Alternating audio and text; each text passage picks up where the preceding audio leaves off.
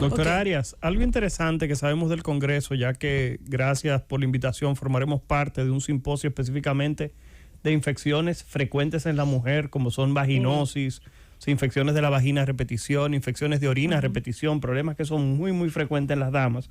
También hablaremos de las infecciones asociadas a problemas de varices, esas personas que hacen esas úlceras vasculares que se infectan y duran muchísimos años, pero lo más importante es que me gustó mucho y inmediatamente usted nos habló, dije que sí, porque usted está tratando de que el Congreso verse sobre un proceso el cual generalmente es olvidado, que es justamente la mujer luego de que entra en ese periodo perimenopáusico, que muchas veces se olvidan porque recordamos que las damas pueden tener durante toda su vida diferentes fases. Si pudiera por favor hablar un poco al respecto, doctora. Sí, mira, eso es muy importante porque realmente nosotros enfocamos un segmento muy importante del Congreso en un simposio que se va a llamar Mujer y Salud. Y vamos a tratar varios tópicos. Por ejemplo, se va a hablar de hipertensión y embarazo. Un médico argentino, que es el doctor Poyán, va a hablar sobre las deudas de la medicina en el cuidado propio de la salud femenina. Excelente. Y con el doctor de Luna vamos a tratar la vacunación en la mujer.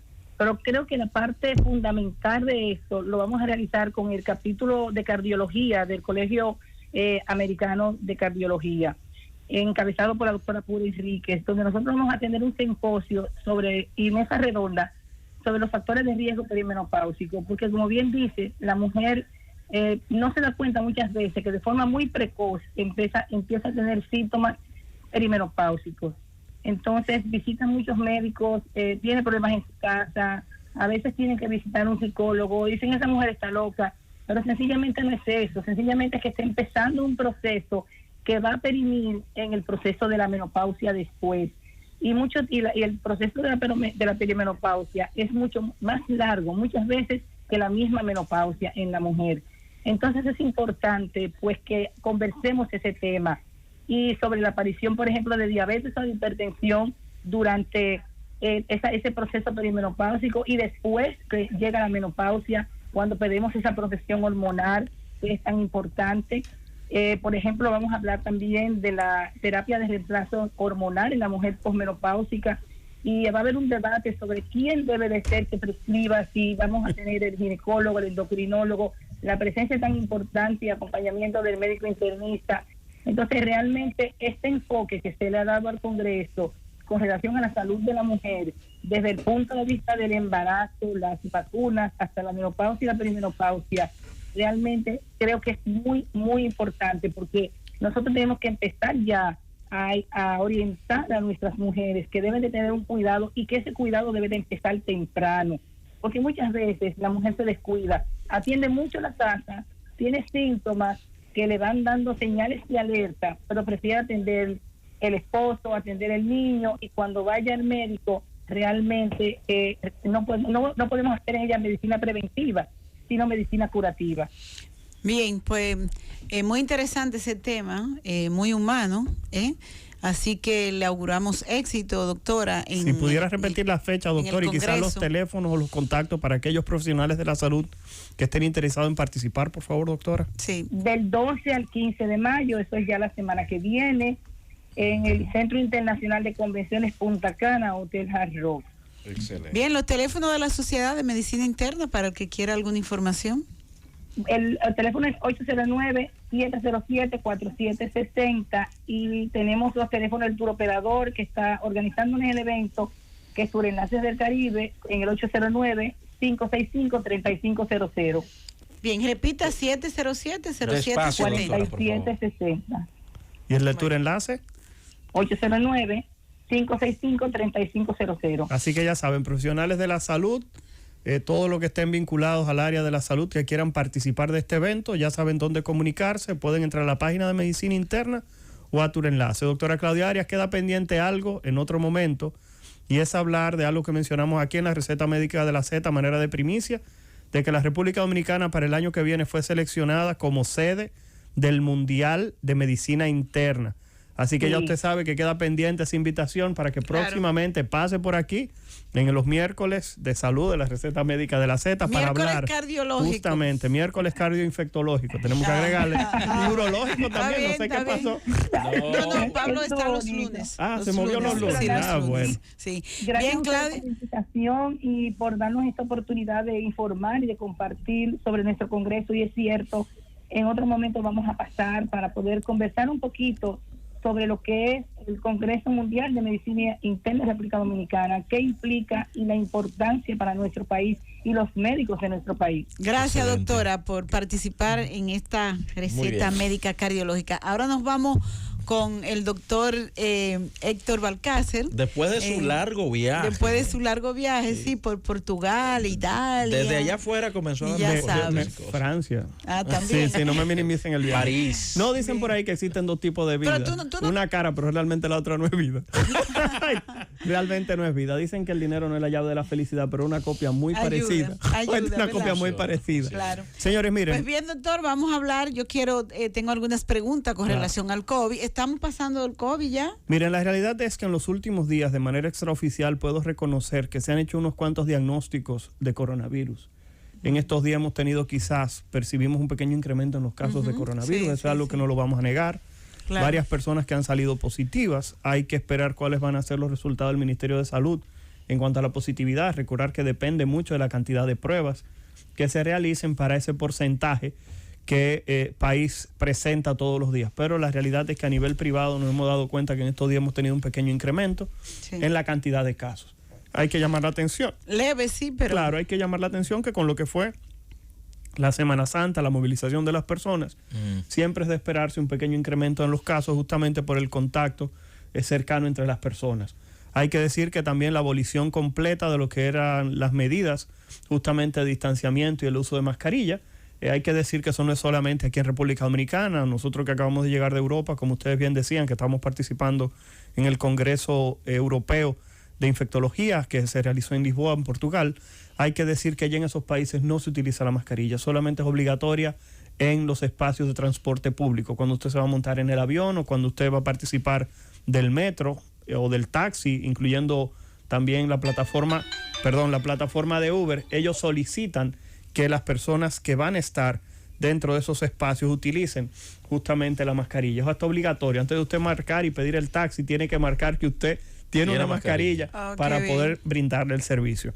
Entonces, pero en el día a día, en la calle, en los restaurantes, en ningún espacio, en ningún bar, en ningún lugar, le piden realmente lo que es el uso de la mascarilla. Hay que decir que esto puede asociarse a pequeños brotes, pero hay que reconocer que si la población está vacunada, la severidad de los casos se supone que debe mantenerse mínimo. Claro. Eso fue una de las grandes preocupaciones. Los otros dos tópicos que estuvieron ocupando mientras estuvimos fuera y que se nos acercaron y nos escribieron, sobre todo por los medios no convencionales como WhatsApp y mensajería, nos hablaban específicamente de la presencia de la sarna, esa lesión que se reconoció en Haití y que generó algún tipo de preocupación a nivel internacional. Y en tercer lugar, que creo que son los tópicos que debemos más o menos tratar en estos 15 minutos, es la aparición de casos de hepatitis viral no asociada a los casos de hepatitis convencionales como hepatitis A, hepatitis B, hepatitis C, hepatitis D o hepatitis E, que son los casos de hepatitis que generalmente se manejan y que a la fecha todavía no existe una causa reconocida al 100% como el causante de esa hepatitis. Y hay que decir que ya no se ha relacionado con los trasplantes. Lo que pasa es que no se ha asociado a trasplantes, sino que en Estados Unidos hay 2 niños que han necesitado trasplante de hígado. Y estamos hablando de niños menores de 6 años que tuvieron que ser sometidos a trasplante hepático, fruto justamente de esta hepatitis que, repito, se desconoce en este momento al 100% cuál es el agente causal. Pero es bastante agresiva. Es bastante agresiva, pero la realidad es que de 200 casos se habla que hay 2 niños, o sea que estaríamos hablando de alrededor del 2%, o el 1%, perdón, de los casos que pudieran estar vinculados a formas severas. El problema es que ya hay más de 14 países que en este momento han reportado casos de hepatitis de etiología desconocida que se ha tratado de vincular a un virus que se llama adenovirus del tipo 41, el cual en cerca del 40 al 60% de todos los casos se pudo hacer el diagnóstico. Hay otras personas que hablan que posiblemente alguna de las causas de hepatitis, escuchen esto, puede ser que esos niños padecieron la infección por coronavirus y ahora quedaron con algún tipo de proceso inflamatorio que dañó el hígado. Lo digo porque ya vi varias personas en redes sociales diciendo que esta hepatitis era fruto del uso de la vacuna. Señores, los casos de hepatitis en este momento, estos casos de hepatitis no se han vinculado a la vacuna del coronavirus. Ya hay un estudio inglés que descartó esto. Y número 2, debo llamar la atención de lo siguiente. Las edades en las cuales están ocurriendo los casos de hepatitis son niños de 1 a 6 años, en los cuales la gran mayoría de ellos no está aprobado el uso de la vacuna y no se han vacunado. Recordar que el proceso de vacunación en los países desarrollados es por encima de 5 años, razón por la cual usted no puede vincular la vacuna del coronavirus a niños que no se la han aplicado, porque lo que es la parte sensacionalista y la parte de la mala información ha llevado a decir que es la vacuna. Recordar, repito, que los casos han aparecido entre 1 y 6 años en niños, repito, no vacunados contra el coronavirus. Se habla que puede ser una secuela de que esos niños padecieron infección por coronavirus y posiblemente eso se pudo haber prevenido si hubieran estado vacunados. O sea que es todo lo contrario.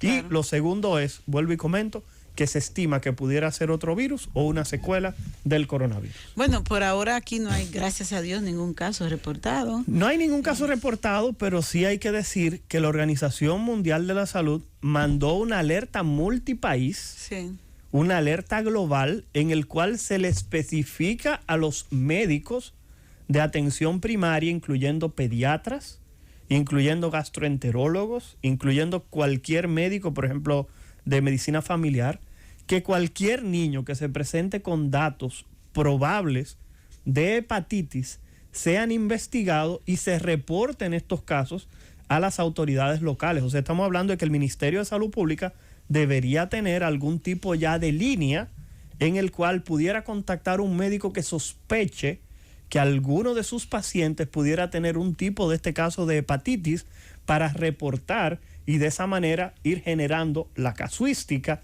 y ver qué tipo de características, por si se va a generar algún tipo de protocolo para la investigación de estas personas. Entonces, ¿cuáles serían los datos? Porque sé que muchas personas que nos están escuchando hablar de hepatitis preguntarán, Balcácer, ¿y cuáles son los síntomas de estos niños con hepatitis? Bueno, hay que decir que las manifestaciones pueden ser tan leves como que el niño tenga el hígado inflamado y lo único que se siente es un poquitito cansado. Hasta síntomas tan severos como los que mencionamos de que 2 niños necesitaron o ameritaron la realización de un trasplante de hígado. O sea que estamos hablando de que estamos frente a un espectro de manifestaciones muy importante.